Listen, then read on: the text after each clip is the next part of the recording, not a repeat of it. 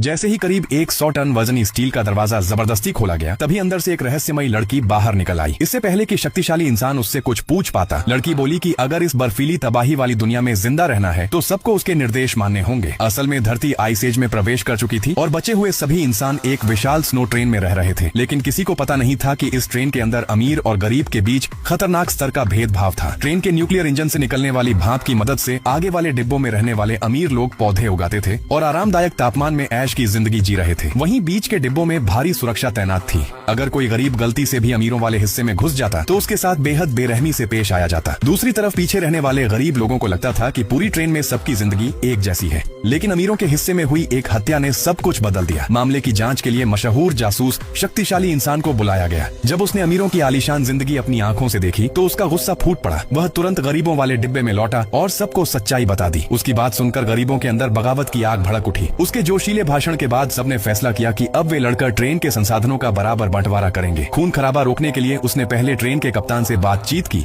और सभी यात्रियों के बीच बराबरी से सामान बांटने की मांग की, लेकिन कप्तान ने साफ इनकार कर दिया। इसके बाद दोनों पक्षों के बीच भीषण लड़ाई छिड़ गई। गरीबों ने जाल बिछाकर पहली सुरक्षा टीम को हरा दिया और सीधे अमीरों के हिस्से में घुसकर सालों से उन पर अत्याचार करने वाले गार्डों पर पलटवार कर दिया। अपनी जान बचाने के लिए अमीरों ने एक चाल चली। उन्होंने उसे इंजन वाले हिस्से में बुलाकर उसकी सभी शर्तें मानने का नाटक किया। लेकिन जैसे ही वह अपने साथियों के साथ वापस गरीबों वाले डिब्बे में लौटा, उन्होंने उस डिब्बे का ट्रेन से कनेक्शन ही अलग कर दिया ताकि सभी गरीब हमेशा के लिए मर जाएं। जब उसे अपनी गलती का एहसास हुआ तब तक बहुत देर हो चुकी थी। सभी को लगा कि अब उनकी मौत तय है। तभी अचानक दूसरी दिशा से गरीबों की एक और स्नो ट्रेन दिखाई दी। उसने समय रहते उस अलग हुए डिब्बे से जुड़कर सभी की जान बचा ली। यहीं से कहानी की शुरुआत हुई थी। दरअसल इस बर्फीली दुनिया में ऐसी दो स्नो ट्रेनें थीं। दोनों एक ही ट्रैक पर एक जैसी रफ्तार से चल रही थीं, इसलिए कभी आमने सामने नहीं आई। किस्मत से उस अलग हुए डिब्बे